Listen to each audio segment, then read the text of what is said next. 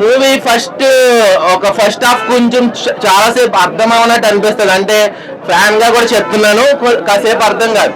But cinema అనేది last 15 minutes ఏదైతే ఉందో పీక్స్, ఇంకా అది చాలా ఒక లెవెల్లో ఉంది. అది హాలీవుడ్ రేంజ్ లో లాస్ట్ 15 minutes అయితే.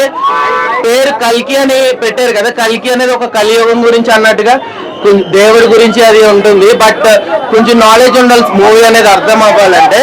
ఫస్ట్ కొంచెం స్లో అనిపిస్తుంది, బట్ ఫ్యాన్స్ ఎవరు డిసప్పాయింట్ అవ్వరు. సినిమా అనేది లాస్ట్ 15 minutes అయితే పీక్స్. చాలా చాలా super. Keerthy Suresh voice, Prabhas voice చాలా బాగుంది. అంటే ఇప్పుడు ఎలా చెప్పాలంటే, ఇప్పుడు సినిమాలో లాస్ట్ ట్విస్ట్ ఉంటది. ఇప్పుడు మనకి ఆడియో లాంచ్ లో అది అమితాబ్ బచ్చన్ గారు, కమల్ హాసన్ గారు అన్నట్టు చూపించారు కదా, బట్ అది లాస్ట్ ట్విస్ట్ అనేది లాస్ట్ రివీల్ అవుతుంది. ప్రభాస్ గారి యాక్షన్ పీక్స్ లో ఉంది. అమితాబ్ బచ్చన్ అయితే వేరే లెవెల్. అసలు ప్రభాస్ ని వేరే వాళ్ళు ఎవరైనా డామినేట్ చేస్తే ఫ్యాన్స్ యాక్సెప్ట్ చేయరు. బట్ అమితాబ్ బచ్చన్ గారు పెద్ద ఆయన కాబట్టి ఆయన ఇంకా చెప్పగలేదు, ఆయనదే main domination. Kamal Haasan twist అది నేను రివీల్ చేయదలుచుకోలేదు. విజయ్ దేవరకొండ యాక్టింగ్ బాగుంది. ఆర్జీ ఏదో చిన్న కామెడీ పెట్టారు, బయటే ఆయన కామెడీ కదా. బ్రహ్మానందం అంత నార్మల్, ఆయన కామెడీ అంత ఏం లేదు. ఓకే, అక్కడక్కడ కనిపిస్తారు బ్రహ్మానందం. అంటే ఇంత పెద్ద రోల్ ఇచ్చారు కదా.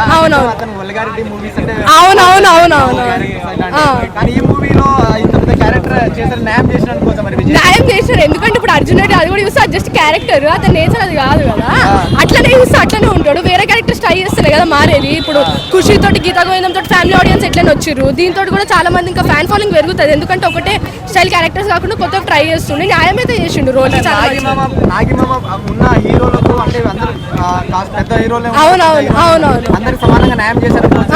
ఎవరి క్యారెక్టర్ కి తగ్గట్టు వాళ్ళకి న్యాయం చేసిండు. సమానం అంటే వాళ్ళ క్యారెక్టర్ కి తగ్గట్టు చేసిండు, పర్ఫెక్ట్ చేసిండు. ఎవరిది తక్కువ ఎక్కువ ఏమనిపించలేదు. ఎవరి క్యారెక్టర్స్ కి తగ్గట్టు వాడు చేసిండు. అందరు యాక్టింగ్ చాలా మంచిగా చేసారు. స్క్రీన్ స్పేస్ అందరిది చాలా మంచిగా ఉంది. Super hit movie. అంటే దల్కర్ సుమంది తక్కువ ఉంది అంటున్నారు కదా. అట్లేం లేదు, ఎవరి క్యారెక్టర్ బట్టి వాళ్ళది ఉంది అంతే. స్క్రీన్ స్పేస్ బట్టి చూసుకుంటేనేమో అమితాబ్ బచ్చన్ ఎక్కువ ఉంది, దీపికా పడుకునే ఎక్కువ ఉంది. కానీ ఎవరి క్యారెక్టర్ బట్టి చూసుకుంటే వాళ్ళ క్యారెక్టర్ కి న్యాయమే చేస్తారు. Correct. Super hit movie, super. Okay, thank you. చాలా బాగుంది. 10/10 మూవీ గూస్ బంప్స్ వస్తున్నాయి. అంటే సీట్ ముందరికెళ్ళి అరవడం తక్కువ అంతే. మొత్తం పేపర్స్ చూసి బ్రహ్మానందం యాక్టింగ్ ఎలా ఉంది? బ్రహ్మానందం యాక్టింగ్ 10/10 అని ఏం అడుగుతున్నారు. విజయ్ దేవరకొండ యాక్టింగ్ ఎలా ఉంది? విజయ్ దేవరకొండ క్యామియో తోపు, అన్న క్యామియో తోపు అసలు అంతే. దీపికా పడుకుని ఎలా ఉంది? 10/10 అందరు 10/10. ఓకే, బీజం ఎలా ఉంది? బీజం స్టార్టింగ్ లోని దిల్జన్ తాలూకు బీజం వస్తుంది, అరవడమే తక్కువ. 98% ఇచ్చేస్తాం. అక్కడే ఉన్నా నేను, ఇంకా రాలేదు బయటకి.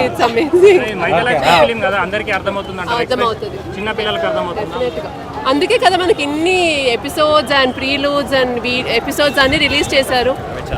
అవి చూసి వస్తే ఈజీగా అర్థమవుతుంది, లేకపోయినా కూడా అర్థమవుతుంది డెఫినెట్లీ. సినిమాలో మన 600 కోట్లతో తీశారు కదా, అంత బడ్జెట్ మీకు కనబడిందా అండి? Yes, definitely. ఓకే, ఈ సినిమాకి మీరు రేటింగ్ అంటే ఎంత ఇస్తారండి? ఇప్పుడు ఆబ్వియస్లీ 5/5 అండి. ఫైనల్గా బాహుబలి 2 కోసం చాలా మంది వెయిట్ చేశారు. కల్కి 2 కోసం ఆ రేంజ్ లో వెయిట్ చేస్తారు. Already we are waiting. బయటికి వచ్చి like when is it going to come? We have so much. కల్కి వెళ్ళి చూసే అవకాశం ఉందా? యా, చూస్తాను. ఓకే మేడం, డెఫినెట్లీ చూస్తాను. ఈ సినిమాలో తీసే మూవీలో యాక్షన్ సీక్వెన్సెస్ ఎలా ఉంది? చాలా బాగుంది. It's not like just action. Action లో కూడా there was so much essence.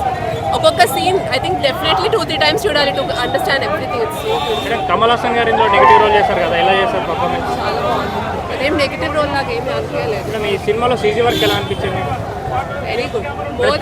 3 hours కొంచెం లెంతీగా ఉందని అంటున్నారు చాలా మంది, మీరు ఏమంటారు? అంతేమీ అనిపించలేదు. పవన్ కళ్యాణ్, ప్రభాస్ వీళ్ళందరిలో మించి వెళ్ళిపోతారు ఖచ్చితంగా. ఇలా ఈ సినిమా మాత్రం లైఫ్ లో మర్చిపోలేను.